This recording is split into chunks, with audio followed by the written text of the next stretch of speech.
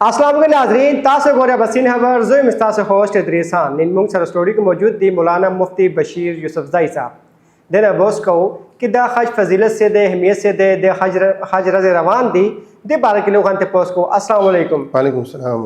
मुफ्ती साहब सिंह है तासो अल्हम्दुलिल्लाह खैर खैरियत दे। मुफ्ती साहब जुमूंगा जिकुम दा सब्सक्राइबर दे दिल दा मसले राजी के दा हज फजीलत से दे हाई लारशु सिंह लारशु लोगों ने दो सवाल दी मुंग तसो जवाब वर्कवे जरूर जी। पहले सवाल जुमा दा दे कि हज से दे फजीलत और अहमियत से दा। बिस्मिल्लाहिर्रहमानिर्रहीम। क़ाल अल्लाहु तबारक व तआला वलिल्लाहि अलन्नासि हज्जुल बैत मन इस्तताअ इलैहि सबीला। द हज फजीलत और अहमियत दारे छे हज द इस्लाम पर बुनियादी अरकानों की यह रुकन दे और अल्लाह तबारक व तआला क़ुरआन करीम की द हज द फ़र्ज़ियत वाज़े ऐलान कर ले और अल्लाह तबारक व तआला फरमाई लिल्लाहि अलन्नास हज्जुल बैत मन इस्तताअ इलैहि सबीला। आग सड़ी बांधे द बैतुल्लाह हज फ़र्ज़ दे लाजिम दे कम सड़े चे बैतुल्लाह ता दतलो ताकत और इस्तिताअत लरी। और क़ुरआन करीम के अल्लाह तबारक व तआला मुस्तकिल बदी बंदी यो सूरत नाजिल कर ले दा सूरत नुम सूरतुल हज दी और आओ सूरतुल हज क्यों द हज अहकाम दी द हज ऐलान दे। अल्लाह तबारक व तआला फरमाई व अज़्ज़िन फिन्नास बिल हज यअतूक रिजालन व अला कुल्लि ज़ामिरिन यअतीन मिन कुल्लि फज्जिन अमीक़। दा से द क़ुरआन करीम द आयतुन पर बुनियाद बांधे और दगशनते द दीन अलावा रसूलुल्लाह सल्लल्लाहु अलैहि वसल्लम द हज द अहमियत मुबारक इरशाद फरमाई कि मन हज फ़लम यरफस वलम यफसक़ रजात कयौमिन वलदतहु उम्मुहु। हज़रत अबू हुरैरा रज़ी अल्लाह तआला अन्हु रिवायत थे छे यो सड़ी हज उको हज ललाड़ फ़लम यरफस और आगद बेहुदा और द फजूल खबर नज़ान उसातु वलम यफसक़ और द गुनाह द कारून निज़ान उसातु और हज मुकम्मल को वापस खपल कोर तरा गए नो दे बदा से हालत के खपल कोर तरा गए कयौमिन वलदतहु उम्मुहु लगा संग च दे खपल मोर द गेड न दुनिया तरा गले। यानी अल्लाह पाक दे द गुनाहों ना द हज दे फरीज़े पर अदा कोलो पर ज़रिए सरा दे द गुनाहों ना बिल्कुल पाक की लगा संग च माशूम द हर किस्म गुनाह ना पाकी दर्शन ची सड़े हजू की खपल कोर तराशी। लेकिन द हज चकम तकाजी दी द हज चकम शराइत थी आगे ख्याल सातले आगे आदाब ख्याल सातले नो देते वेले की हज मबरूर मकबूल हज अल्लाह पाक दे पजरी से दे गुनाहों न पाकी दुमरा लोई अहमियत थे और दुमरा लोई फजीलत थे। बिल्कुल द हज दे कौन को महल को माने फ़र्ज़ दे नो हज पाक सड़ी बंदे फ़र्ज़ दे चागा साहिब इस्तिताअत हुई। साहिब इस्तिताअत मतलब दादे चे बैतुल्लाह ता दतलो ताकत लरी दे दौर के कम सड़ी सरा ची दुमरा पैसे हुई ची द सरकारी स्कीम मुताबिक चे कम अखराजात थी द हज बिल्कुल आगा सर मौजूद हुई और द दिन अलावा द हज ना द वापसी पूरे द कोर और द वड़ो द खर्चे और द ज़रूरियात द पारा पैसा और माल मुहैया हुई बता सड़ी बंदे हज कोल फ़र्ज़ थी। बिल्कुल द चिकुम दे ज़िलहिज्जा के अवल ने लसरा जिकुम दे अगर फजीलत से दे द ज़िलहिज्जा द रुम्बनी लसरज़ो डेढ़ लोई फजीलत थे। क़ुरआन करीम के सूरह फ़जर ये सूरत थे आखिरी सिपारा की आगे के अल्लाह तबारक व तआला फरमाई वल फ़ज्र व लयालिन अश्र ज़माने कसम भी द सहर पर वक़्त बांधे अल्लाह पाक फरमाई और पर लसो शपो मेरी कसम भी अल्लाह पाक मुफस्सिरीन द दे आयत पर तफसीर के दा खबर लिखी चे द दे फ़जर न मुराद द लोए अख्तर द रोज़े सहर और फ़जर मुराद दे और द दे लसो शपो ना द दे ज़िलहज्जा द म्याश्ते द अवलने लस शपी मुराद थी और द शपो सरा बे रोज़ुम फजीलत लरी सिर्फ द शपो फजीलत न ले बल्कि द रोज़ुम फजीलत थे। आगे बारा की रसूलुल्लाह सल्लल्लाहु अलैहि वसल्लम अहादीस मुबारक करी یو حدیث کې رسول الله صلی الله علیه وسلم فرمایي چې د ذوالحجه د لومبۍ عشرې د هرې ورځې د روجې نیسلو ثواب د یو کال د روجو د ثواب برابر دی. دا یوه روجه چې یو سړی په دې ورځو کې ونیسي بالکل نو دته د یو کال د روجو ثواب ملاویږي.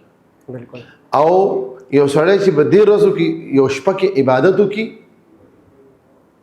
نو هغه داسې دی که قیام لیلة القدر، لکه د لیلة القدر شپه باندې چې یو سړی د الله پاک عبادت وکړي نو د دې شپو د هرې شپې عظمت فضیلت داسې دی لکه د لیلة القدر د شپې فضیلت چې کومه په رمضان المبارک کې شپه ده او په کومه شپه کې چې الله پاک قرآن کریم نازل کړلی او د کومې شپې په باره کې چې الله پاک سوره قدر پورا صورت نازل کړلی انا انزلناه فی لیلة القدر د هغې عمره فضیلت لري.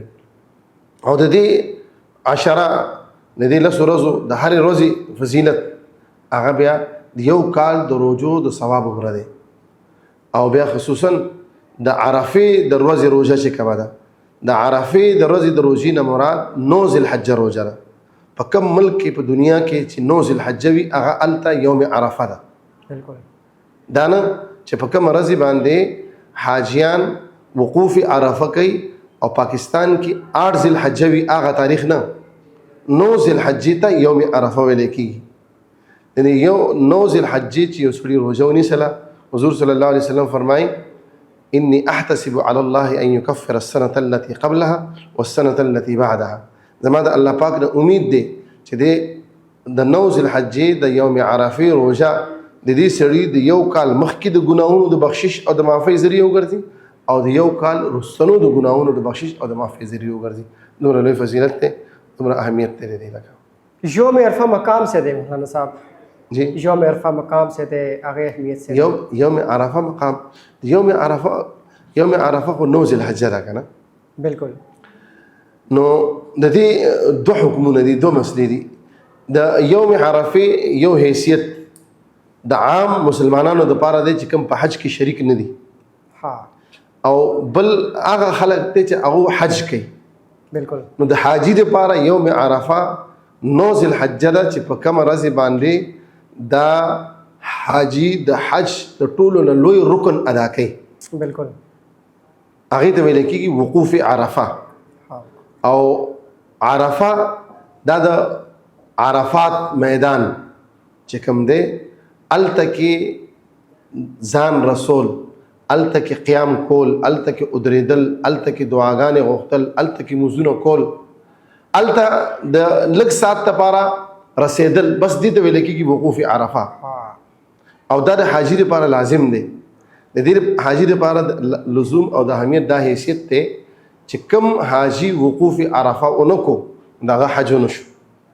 دا یوم عرفہ دن چې کوم دی ورځ دا حاجي لپاره ورې خاص دی ځکه چې دا د حج بنیادي رکن دی که نه. او که نه د دې نه بغیر حج کېږي نه. دې لپاره دا ځکه ضروري لکه په مونځ کې چې رکوع فرض ده، سجده فرض ده، هغې نه بغیر مونځ نه کېږي.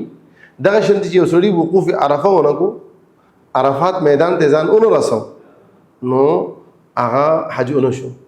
او که د عرفات میدان ته ځان ورسو د هغې چې کوم ټایم دی هغه د 9 ذوالحجه د زوال د وخت نه یعنې د 12 نه وروستو د راتلونکې شپې د سهار د وخت د شروع کېدو نه مخکې پورې دا ټایم دی. په دې ټایم کې چې یو سړی دغه د عرفات میدان ته ورسېد، یو منټ نه هم ورسېد، هغه حج شو. دا چې کوم حاجي حج کوي بیا واپس راځي جی جی بیا هغې ته حاجي صاحب کول دا صحیح ده، بیا هغې له مسنون دعا یا اخلو ما مونږ له دعا کوي دا څه ده؟ کم سړی چې د حج نه راشي نو هغه ته حاجي ویلی شي، دې کې څه حرج نشته، لیکن مناسب نه ده. لکه دا هغه یو فریضه ادا کړه نو د فریضې په ادا کولو باندې د هغه فریضې نوم هغه ته ورکول او د هغې د هغه دپاره لقب جوړول دا خو اصل یو رسم جوړ شوی دی. د دې خو مطلب دا دی چې یو سړی فرض مونځ وکړي هغه ته وایي مصلي، چې یو سړی روژه ونیسي هغه ته وایي صایم. بالکل. نه نو چې یو سړي حج وکړو هغه ته حاجي ویلی کېږي. بالکل. نو حاجی ورته ویلی شي خو په خپله یو سړي دپاره دا مناسب نه ده چې هغه کله حج وکړي او واپس راشي د خپل نوم سره ځان ته حج لیکي حاجي لیکي دلته او چې څوک د حاجي نه وایي نو بیا خفه کېږي هغه بیا دلته کسان راځي آینه به وي یار حاجي محمد داسې نوم لیکي دا ولې ټیک ته حاجي ته ویلی شي کوم چې عمره کوي هغه به راشي واپس هغه به لیکي حاجي هغه هم حاجي هغه ته ویل کېدی شي چې هغه د بیت الله زیارت کړلی ځکه حاجي معنا هغه سړی چې هغه د بیت الله زیارت کړی او د بیت الله زیارت عمرې والا هم کوي او حج والا هم کوي کوم چې عمره کوم چې حج دې کې فرق څه ده په عمره کې او په حج کې خو ځمکې اسمان فرق دی د حج دپاره ورځې مخصوص دي 15 ورځې دي د هغې نه علاوه په بل وخت کې حج نشي کولی د حج دپاره ځایونه مخصوص دي د هغې نه علاوه بل ځایونه کې حج نشي ادا کېدی او په حج کې د بیت الله طواف دی